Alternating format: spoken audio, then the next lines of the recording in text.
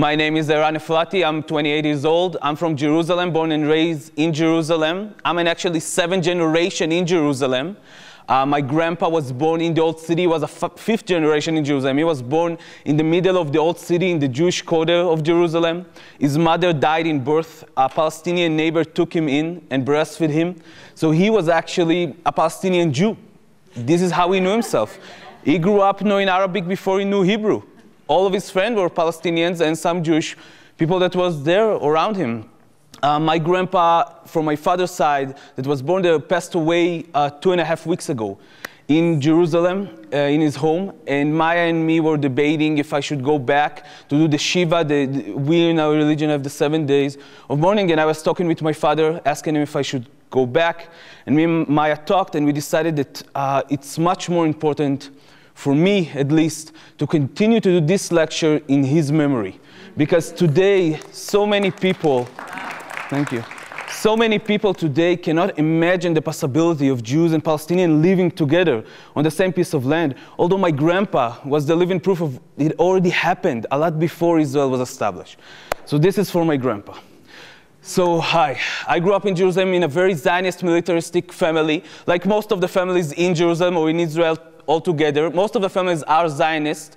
I guess you were aware of that, except for maybe the ultra-Orthodox Jews, that they are a very different species than all of us. But we all grew up as Zionists. I grew up knowing that being a Zionist meaning being a Jew. It's the exact same thing. And being anti-Zionist or don't want to be a Zionist meaning being an anti-Semitic, hating all the Jews. If you're anti-Zionist, you want all the Jews to die.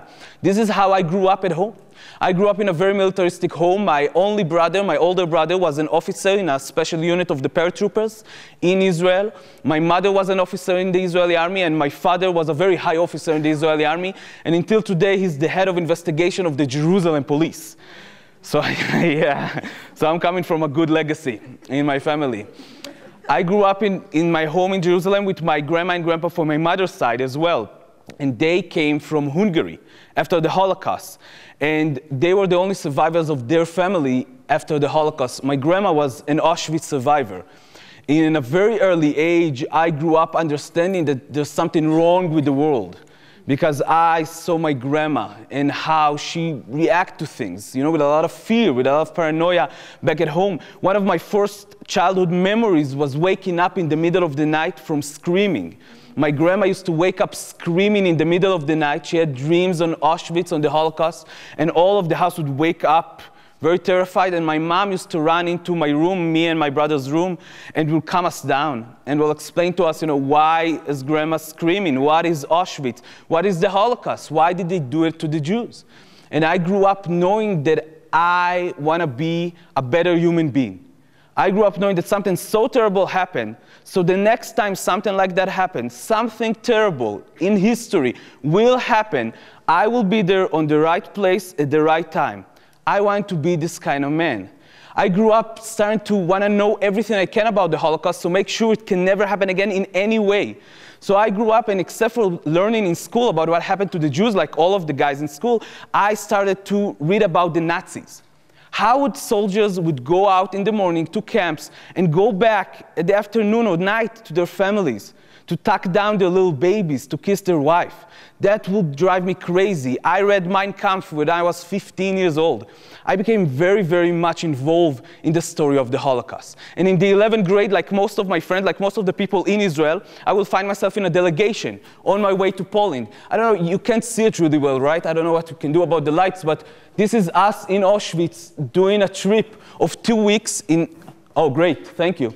In all the camps, don't fall asleep. In all the camps in Poland, every school in Israel sent their kids to do that. And after 2 weeks of going from camp to camp, the last camp was Auschwitz. This is Birkenau. And the last camp was Auschwitz, and I'm standing in the same camp that my grandma survived. And in some point, I'm standing in the same hut that my grandma used to sleep in. And exactly in that moment, and it was a very emotional moment for me, I'm getting a letter. The letter was from my grandma. My grandma wrote me a letter, and my mom sneaked into the delegation through my guides. And I'm getting the letter, and the letter says, well, Eran, you're such a sweet boy, and you have such a big heart, and you're so sensitive, but I'm afraid that maybe you're too sensitive. It's very important to know everything you can about the Holocaust, that's for sure. You have to learn about that. But the Holocaust was not your fault. You don't need to take it upon yourself. You don't need to feel that you're a bad person because it happened or the world is a bad place. It's fine. Don't take it upon yourself anymore. I'm worried about you. It was the most sensitive and sweet letter I could get exactly at that moment. And I decided to read it to my friends. And the minute I finished the letter, one of my guides came up to me and said, "Well, Eran, you know what your grandma really wanted to tell you in the letter, right?"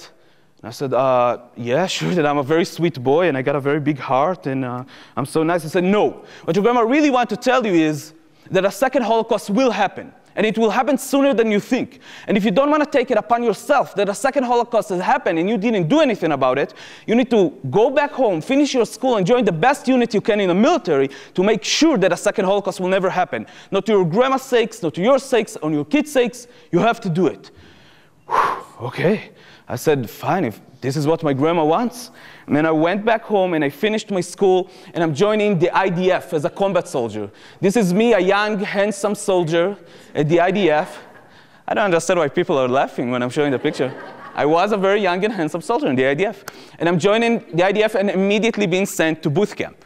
And boot camp was basically 7 months of training for a war. For 7 months, every day we were training for a war.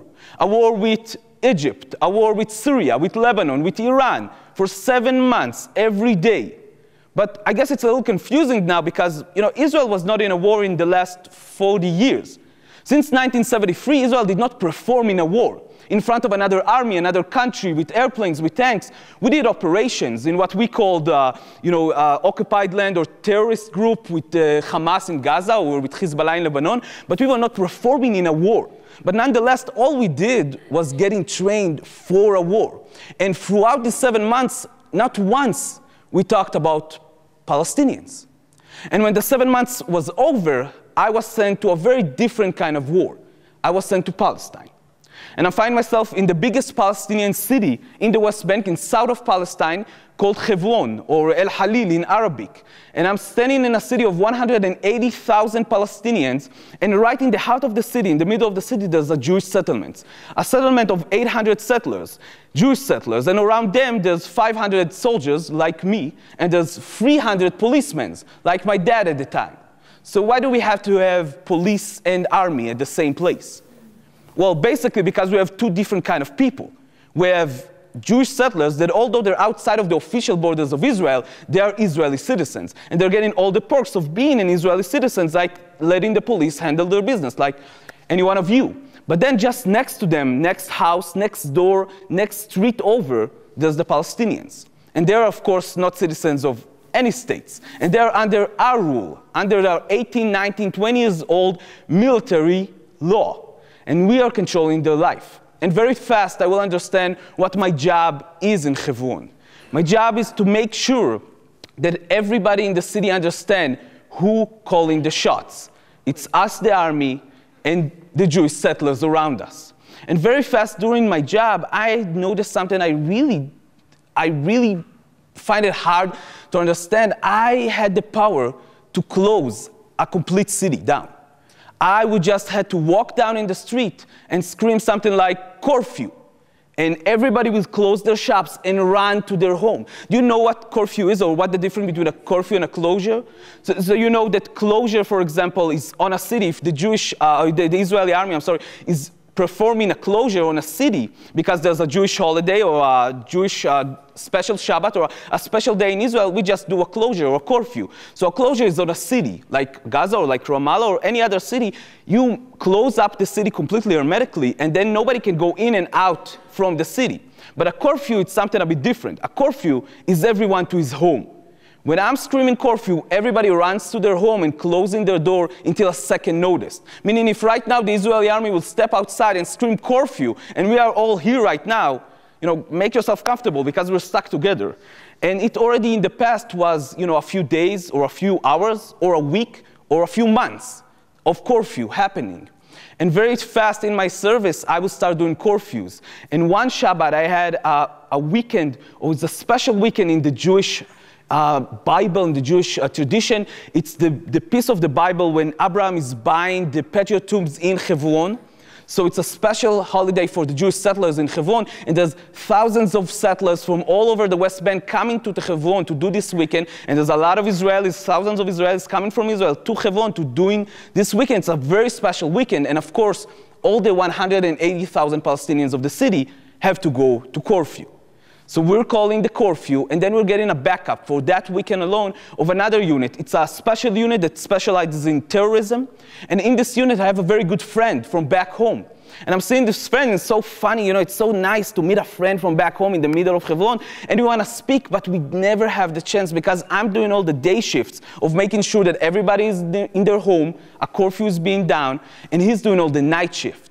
So we're just missing each other every time. And the last night of the weekend, I'm telling him, okay, tonight when I'm coming back, we're going to sit for like 5 minutes, do a cigarette, a coffee, and you just tell me what's going on at home, what's going on with your girlfriend, saying, okay, we promise. And I'm coming back from the day shift, and he's just about to leave to the night shift, and we don't have any time again. So we're saying, okay, in the morning, and my friend is going to the night shift, and I'm going to sleep.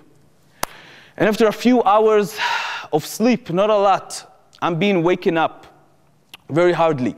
And I open my eyes as my friend is leaning over me in the bed. And I'm asking him, what's going on? And my friend is just mumbling. And I'm looking outside, and I see that half of his unit came back already a few hours earlier from the night shift. And his unit is in the base, but they're divided completely. Half of his unit is completely celebrating. You know, they're like going into the kitchen at 4 a.m. to get something to eat, and they're singing.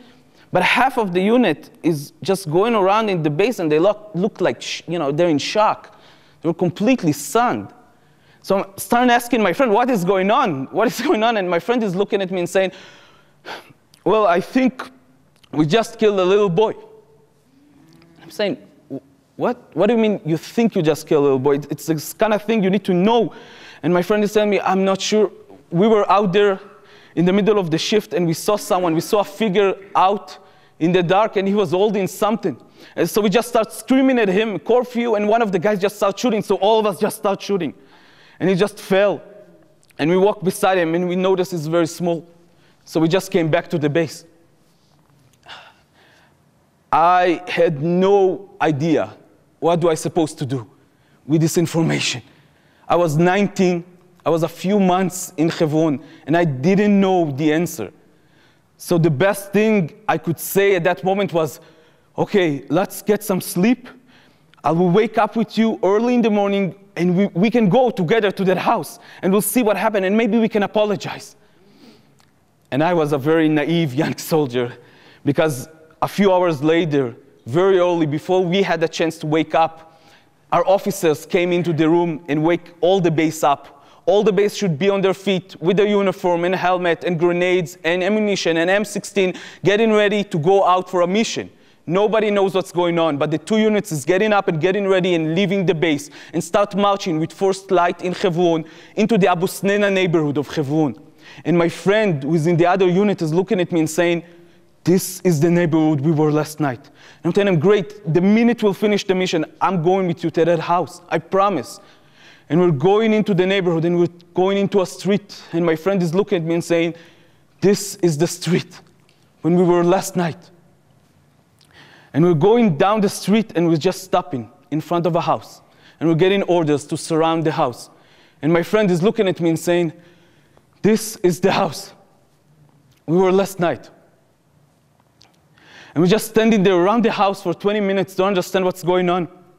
And after 20 minutes, we understand there's a funeral of a little boy supposed to come out from the house to the cemetery in Abu Snena neighborhood. But there's a curfew. There's a Jewish holiday. Nobody can leave their house. So our mission is to make sure that the funeral cannot go out of the house to the cemetery. And we're just standing there for minutes and minutes on, until the father of the little kid is going outside of his house and starts screaming at us. And he's screaming at us. In some point, he's pushing one of the officers away. And that really is something you cannot do in Palestine. You cannot push an officer away. So we just did what we do with everyone who's doing something he doesn't supposed to do in Palestine. We arrest him. And it's always the same way. It doesn't matter if he's 85 years old or he's 80 years old. It's always the same way. We have a little piece of plastic in our weapon, and we're just tying him behind his back very tightly. We have a piece of fabric in our weapon, just blindfold him. And we're just taking the father and throwing him into the military jeep. And the mother of the kid that was killed, seeing that we just arrested our husband, is getting outside of the house. And she starts screaming at us. And she's screaming at us and screaming at us and screaming at us. And it was so deep that all of a sudden I understood that I already heard this screaming before.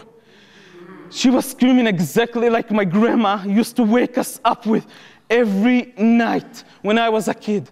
And I didn't know a word in Arabic. I didn't understand what she's saying, but I understood everything that she meant in her screaming. And I just couldn't handle her screaming, so I just volunteered to take the father to the base to arrest him. And I just jumped into the jeep and just drove away. And we got to the base, and I just put the father in the entrance of the base like we did with most of the people that we arrested. And I just went back to my bed and put the blanket over my head and trying to make it go away. But it didn't. And that was the first time out of many that I will understand that history is knocking on the door right now. And I'm on the wrong side. All of my life I was waiting to be on the right side, but I was on the wrong side all these months.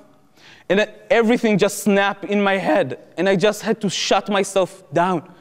I just shut myself down completely. My father, like many times before that, will call me and will tell me that the IDF spokesman talked about us.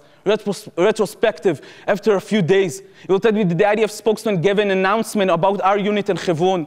He said that our unit managed to kill the terrorist and to arrest another terrorist that tried to help him in his job in this weekend. And my mind was just not there anymore. And I just snapped. I closed up my head and continued to do my service. Day after day after day after day, continue to do the same thing. I will go into houses in the middle of the night. I will arrest people. I will arrest children, sometimes under the age of 10 or 8, alone. I will arrest women and elderly people. I will shoot at protesters, live ammunition sometimes, rubber bullet or tear gas canister. I will do everything that I will be required in the next half a year, 6 months. I will just do everything like I'm supposed to. But when I'm starting to come home during the weekends, I understand that I cannot go back to be the same person I was. I understand that you cannot be the same person at home and a soldier at the army. You have to choose, and I, without no chose that I'm a soldier. So I'm going back home, and I'm just not myself, and I'm literally could not recognize my face in the mirror. My mother is starting to tell me that I became a very violent man to them, to my parents. My girlfriend at the time is breaking up with me, and I'm completely on the edge. So I'm deciding to do something I didn't thought I will do. I'm taking my phone and I'm calling an old friend from back home. And we don't really like him because he's kind of a lefty friend. He's the leftiest friend of the group, and he's coming from a lefty family, so nobody really liked this guy. But I'm giving him a call. You know, and the only reason I really have his number is because he's like really good at basketball, so we keep in touch. So I'm calling my friend and I'm telling him, man, you have to understand what I'm going through. I have to tell you. You're the only one who can listen to me. You're the only one I can think about calling. And my friend said, whoa, wait, Eran, what's going on? I'm telling him, I have to tell you what I saw. And he's saying, okay, go. And I'm just starting telling him this story and many else worse sometimes stories about the last 6 months of my stories. I'm telling him story by story by story. And at some point, my friend is telling me, whoa, Eran, okay, stop. Okay, listen, if you're really in such a bad shape, if you're really on the edge, if you really understand what's going down there, would you consider coming with me next Friday when you're leaving the base to a protest with anarchists against the wall in the village of Bilin? And I'm saying, whoa. Anarchists against the wall? Are you crazy? Anarchists, Mohawk earrings, I don't know what anarchists are. It's crazy people. No way, I am out. I'm not going there. And he's saying, Eran, what do you got to lose? And I understand that I really don't have anything to lose at that moment. So I'm saying yes. And the next Friday I'm leaving the base. Instead of going back to Jerusalem, I'm going to Tel Aviv. I'm putting my uniform in my civilian bag. I'm putting civilian clothes on me. And I find myself on a bus of anarchists against the wall to the village of Bilin. The village of Bilin is a small village in the middle of Palestine that the separation barrier, the separation wall is cutting the village in the middle, taking half of the land and half of the olive grove to the other side of the wall, just ruining their work and life of decades and just taking it to the other side of the wall. And since 2004, I think, the people of Bilin it's exactly 9 years. It was this Friday, the last Friday was exactly 9 years to the protest. Every Friday, non-violent protest, marches against the wall, against the soldier, against the occupation, marching to the wall, screaming to the soldier, leave our land, take with you your checkpoints, take with you your wall, and they're marching. And I'm getting into Bilin, and I'm scared shitless.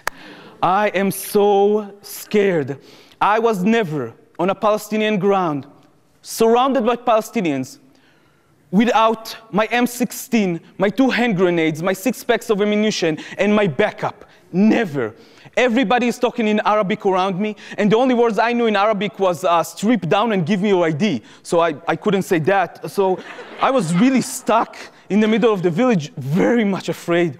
And then the marching was starting. And back then it was still a fence. Today is a 20-foot concrete wall. And they're starting to march into the fence. And there's some drummers, and there's some singing and some signs. And we're just marching. And I'm marching with them, and I'm so scared. And then in the corner of my eye, I see a few young men rising up and throwing some stones in the direction of the fence. And then immediately, 360 around us, we're surrounded by military army units.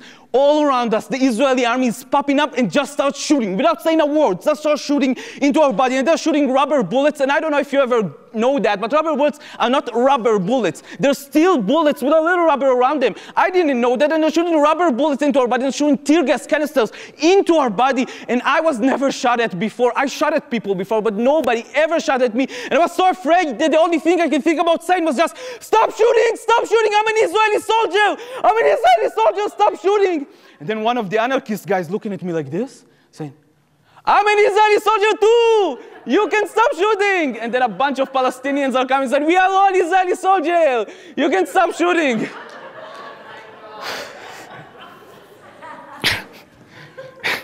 I was not laughing because they didn't stop shooting. And then the tear gas started to kick in. And I don't know if you ever got tear gas. We tried it a little bit in boot camp, but it was nothing like that day in Bilin.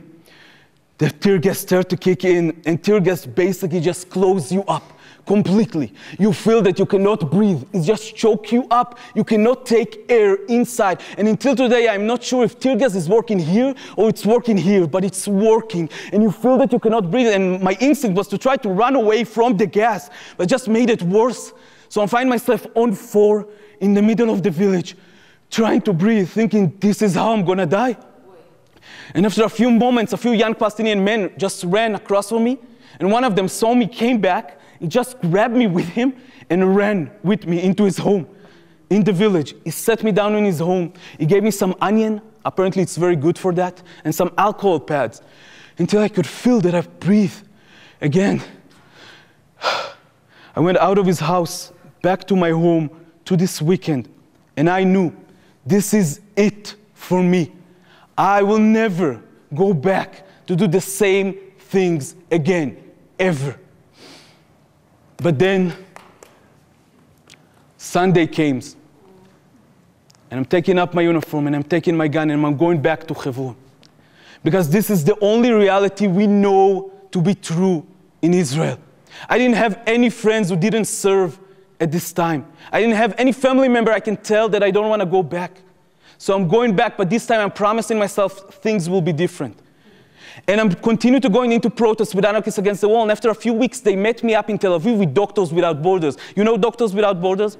So they met me with the Israeli branch of Doctors Without Borders, and I will sit there, and they will ask for my help, and will explain to me their very specific situation in Doctors Without Borders, Israel.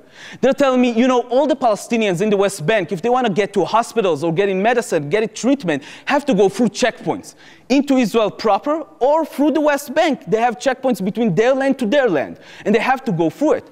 And if they want to go through the checkpoints, they have to have permits from the military, humanitarian permits to go to a hospital. And all of you, of course, know that the Israeli army is the most moral army in the world, right? So you know the Israeli army is already taking out the permits It does. But instead of giving it to the sick Palestinians, it's giving it to the lawyers of Doctors Without Borders that are arresting them every day.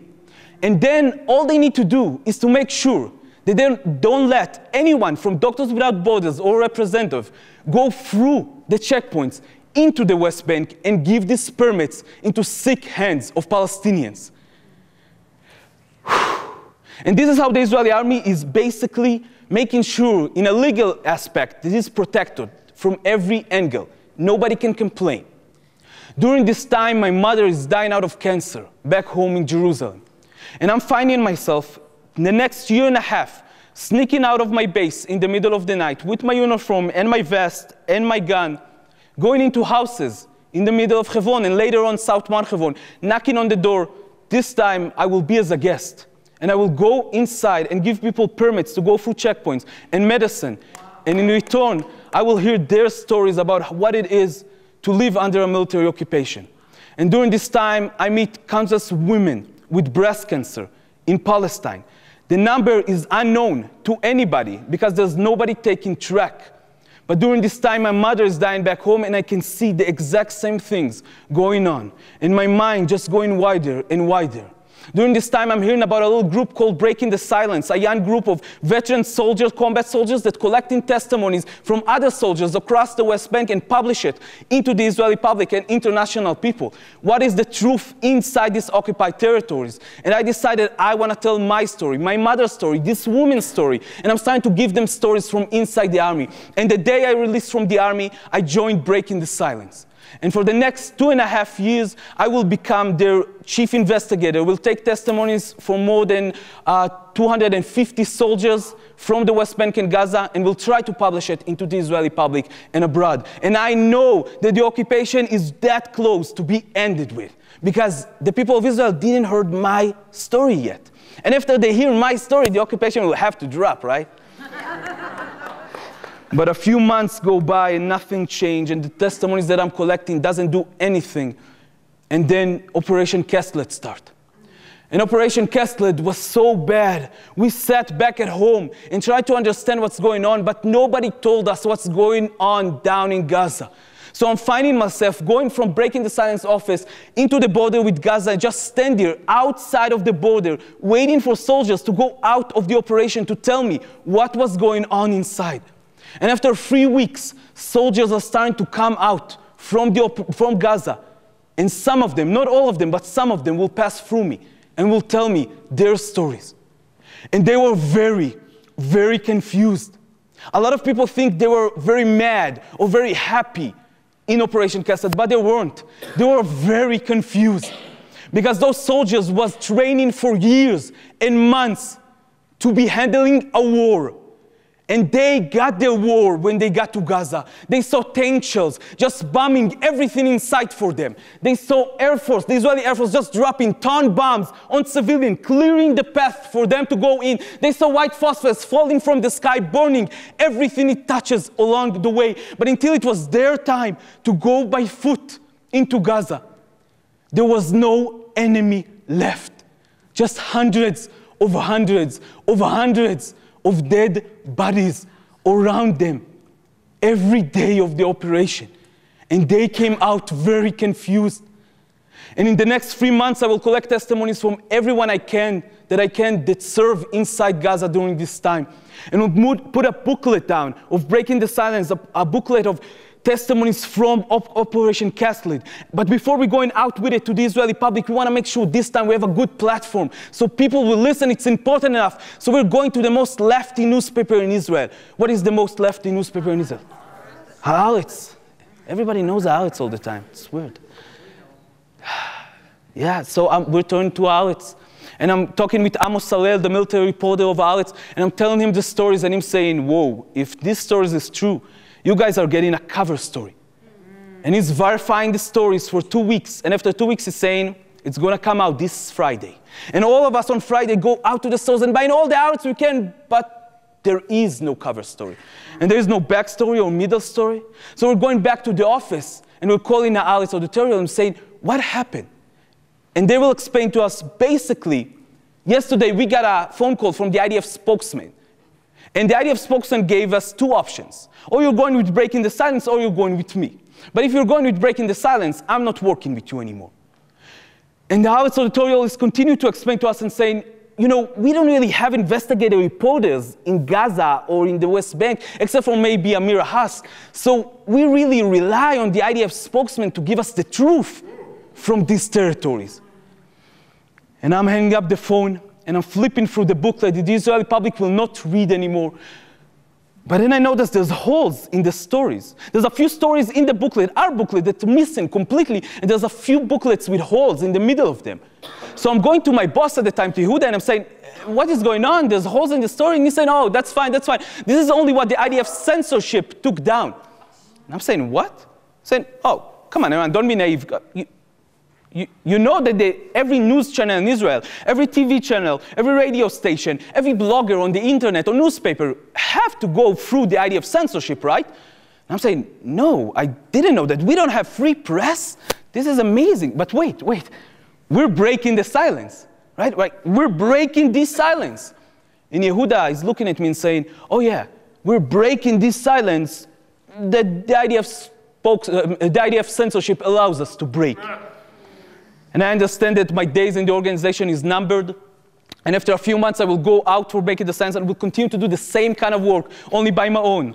I will collect testimonies from soldiers, from officers. I will collect stories from people outside of the army, the biggest officials inside the military and security industry in Israel. Collect their stories and get it back, instead of breaking the silence, to the reporters of the Times, to the Guardian, a lot of the story, to the Washington Post, to BBC. I will start to send the stories outside, and they will publish. Not fully, but a lot of them will publish outside.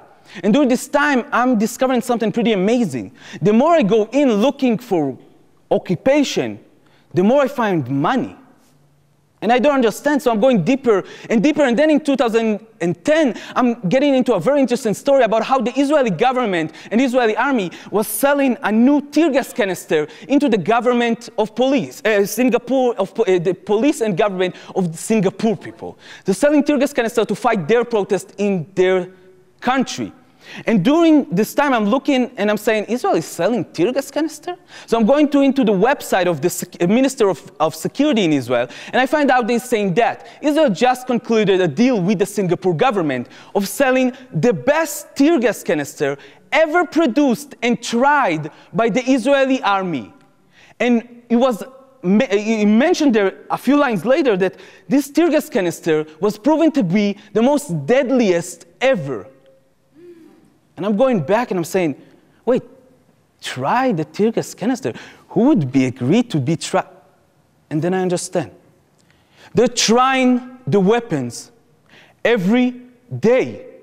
Not in labs, down there on the field. They're trying their weapons. I was trying their weapons in Bil'in, in Yalin, in Kfar Kadum, in Abi Salah, in Bethlehem, in Hebron, El Halil, South Marchevon, in East Jerusalem. We're trying the weapons every day, and then we're selling it outside. And I couldn't believe the things that I'm seeing, so I'm going deeper and deeper. And then I realized that, you remember this guy, the young guys that threw stones in the beginning of the protests?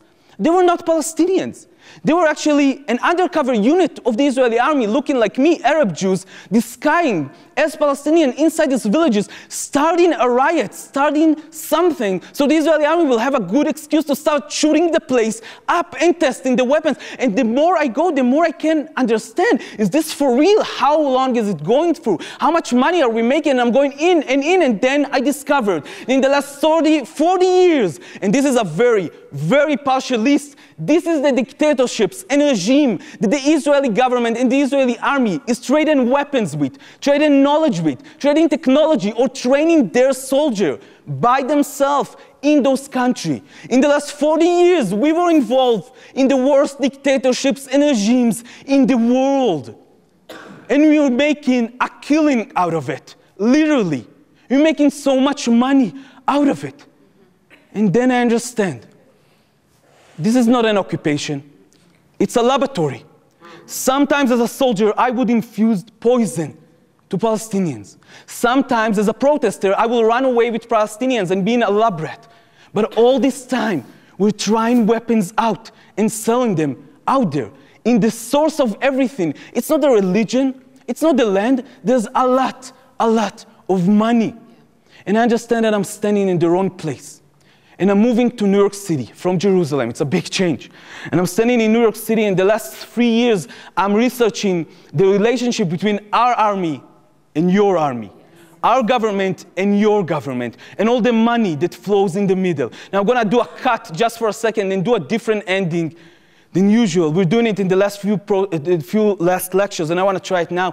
2.5 months ago, we were on the Maryland highway on our way to do this kind of lectures in Washington, D.C.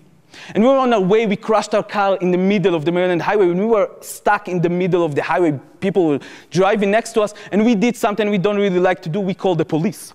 And the police came very fast, very efficient. The Maryland officer police came and took us out of the highway. Tall car came and took my and another friend with our car to the lot. And I got a ride along with the Maryland officer police.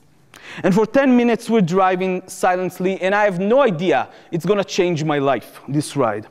And we're driving quietly, and then the guy is looking at me, the officer of the Maryland police is looking at me and saying, "So, where are you from?" And I'm saying, "Oh, I'm from Israel. I'm from Israel." And the officer is saying, "Oh, man, you guys are badasses. You know how to silence the one that opposes you. You know how to calm them down. Nobody disobey you. You guys are the best." And I'm saying, whoa, whoa, whoa.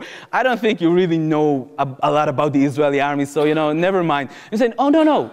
I just came back from there." I'm saying, "What, as a tourist?" I'm saying, "No, with the Maryland police. We just came back from training with your military and your police." I'm saying, "What?" I'm saying, "Oh yeah, all of our police here in the US is going to a few weeks to Israel and trained with your army and your police." And I'm starting investigating more and more, getting more information out there. And then before I leave the house, before I leave the car, his car to the lot, I'm thinking, is there a chance you know Shlomo Efrani? My father, the head of investigation of the Jerusalem police? And the guy takes out his cell phone and flipping pictures. And he got a picture hugged with my dad in the middle of the night in Washington, D.C. And I'm just blown away. I'm going out of the car and I'm calling my dad in Jerusalem. And I'm saying, "Dad, what the hell?" And my dad is telling me, "Oh, come on, Erani, don't be naive.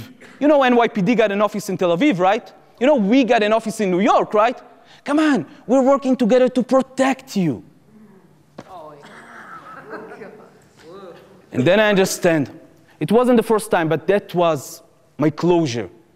For years, we're doing this kind of lectures, very different kind of lectures, and talking with communities here in the US, telling them that all they need to do is take care of their community and it's going to be fine. Every one of us will take care of our community. But you should know that, what's going on in Palestine is a humanitarian crisis. And I'm going around and I'm telling them, I learned something growing up. All of us want to be on the right place at the right time when history is knocking on the door. And history is knocking right now, really loud in Palestine. And all of you need to be on the right side on this humanitarian case. But not this time. If you don't care about Palestinians after these lectures, I don't care. And if you don't care about us, Israelis asking for your help to stop the apartheid regime in Israel, I'm fine with that also. But you guys should know, you are next in line. The next one who will die from a tear gas canister into his chest will be in Zuccotti Park, will be in Denver, will be in Oakland, in San Francisco. It is happening here already. It's happening to different people, to people of color, to immigrants. In this country, it's already happening. You guys are next in line. The next one who will die out of brutality of the police will be one of your sons or your daughters in a protest. Because they're training together. Your police training with our army. Our army is training them how to take care of the enemy. Because Palestinians are our enemy. But when they're coming back, you are their enemy. All this time, when we are taking care of our communities, I was taking care of mine, and you were trying to take care of yours. The government, the police, they were organizing together, globally, to oppress us. We need to start organizing globally to resist them. And that starts in Palestine right now. Stopping the training there will stop it here. This is why I joined in 2005 the civil society call of the Palestinians for boycott, divestment, and sanction on the state of Israel, taking it out from the source, non-violently, from the money, taking the money out of the equation. How many lives can we save?